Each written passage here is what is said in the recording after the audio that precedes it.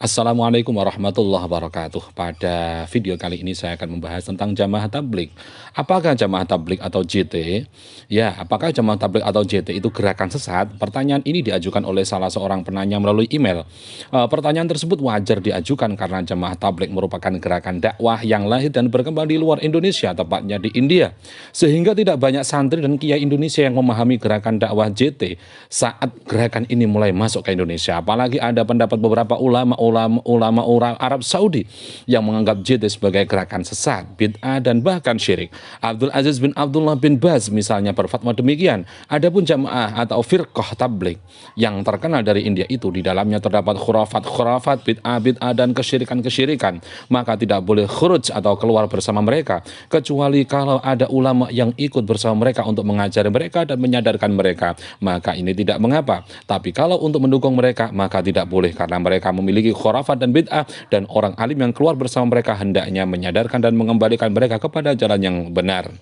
Shaleh Fauzan Al-Fauzan memiliki pendapat yang hampir serupa dengan mengatakan bahwa jamaah tabligh adalah kelompok bid'ah sufiyah, maka tidak boleh berjalan dan bermajelis dengan mereka. Muhammad Nasiruddin Albani saat ditanya soal jamaah tabligh menjawab, "Yang saya yakini bahwa dakwah tabligh adalah sufi gaya baru. Dakwah ini tidak berdasarkan kitabullah dan sunnah Rasulullah SAW. Khuruj mereka yang mereka lakukan dan yang mereka batasi dengan 3 hari dan 40 hari, serta mereka berusaha menguatkannya dengan berbagai nas, sebenarnya tidak memiliki hubungan dengan nas secara mutlak." Pendapat seputar jamaah tabligh, para pengikut dan simpatisan JT tentu tidak perlu khawatir dengan opini para ulama di atas dan banyak fatwa ulama lain yang serupa, karena pendapat yang menganggap gerakan JT sesat didominasi oleh ulama Arab Saudi yang dikenal ekstrim dan kurang toleran dalam menilai kelompok lain. Sebagaimana diketahui, ulama memiliki jabatan profesi di kerajaan maupun universitas Arab Saudi umumnya adalah mereka yang berfaham Wahabi atau Salafi, sebuah faham yang didirikan oleh Muhammad bin Abdul Wahab. Kalau kelompok yang mengklaim paling murni menjalankan ajaran Islam ini dikenal sering menghakimi kelompok lain dalam Islam sebagai bid'ah dan syirik.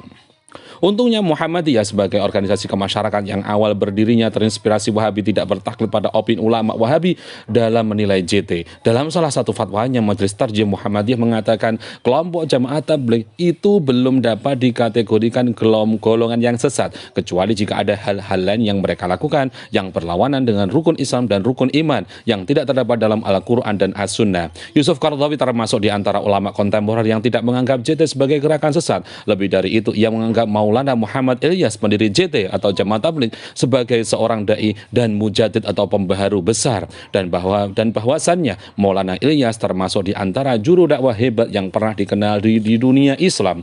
Wahbah Az-Zuhaili, pakar fikih asal Suriah, sangat mengapresiasi gerakan ini. Penulis kitab yang berjumlah 14 jilid, yaitu Mausu'al Fiqih Al-Islami wal Qadaya Al-Mu'assirah, ini bahkan sangat memuji JT. Dalam salah satu fatwanya, ia mengatakan bahwa anggota jamaah tabligh adalah orang-orang yang sangat baik, solih dan zuhud, dan banyak berkorban untuk menyebarkan akidah Islam. Az-Zuhaili bahkan menganggap sangat tidak pantas mempertanyakan status sesat atau tidak sesatnya jamaah tabligh.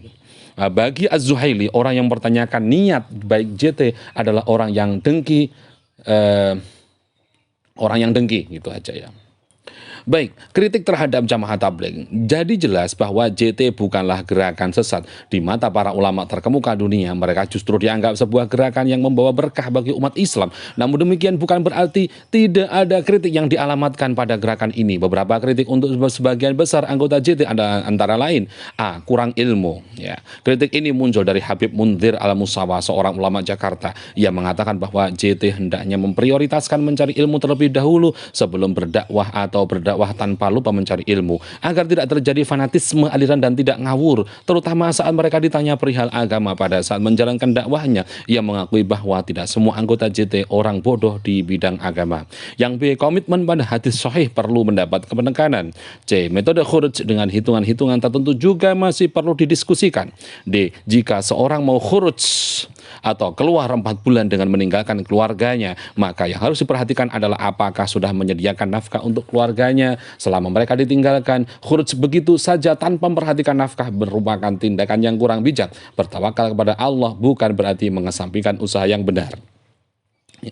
Hantam kromo dari semangatnya berdakwah sampai lupa etika berkomunikasi. Saat bersilaturahim pada ulama disamakan dengan cara ketika berbicara dengan orang yang buta huruf. Semua dalil yang dihafalnya keluar begitu saja tanpa rem. Padahal untuk mengambil hati orang pintar di bidang agama, cara terbaik adalah dengan bertanya, meminta saran dan petunjuk, bukan menasihati. Bayangkan apabila anak TK memberi kuliah ilmu hitung pada seorang dosen matematika.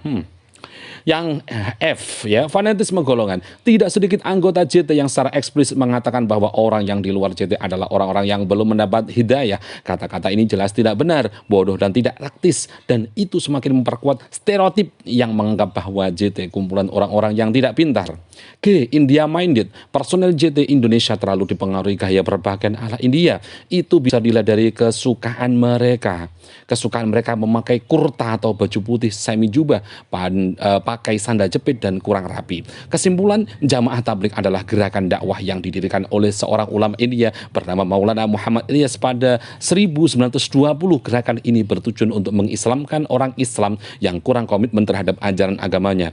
Jamaah Tabligh bukanlah gerakan sesat, ia juga bukan kelompok ekstrim yang mudah mengkafirkan orang lain. Walaupun fanatisme golongan terkadang muncul dengan sistem perekrutan yang terbuka dan seperti MLM atau multi level marketing di mana setiap anggota diwajibkan untuk mendapat anggota baru, maka gerakan ini tumbuh dengan pesat di seluruh dunia termasuk Indonesia. Yang suka dan merasa cocok dengan metode dakwah JT dipersilahkan bergabung menjadi bagian dai global. Yang tidak suka atau kurang cocok tidak perlu ikut, juga tidak perlu mencaci, apalagi mengkafirkan mereka. Terlepas dari segala kekurangan para personel JT, mereka jelas telah berbuat sesuatu untuk Islam yang belum tentu dilakukan oleh para pengkritiknya. JT adalah bagian dari keindahan Islam yang membolehkan munculnya berbagai macam kelompok tapi tetap berpayung dalam satu akidah Islam.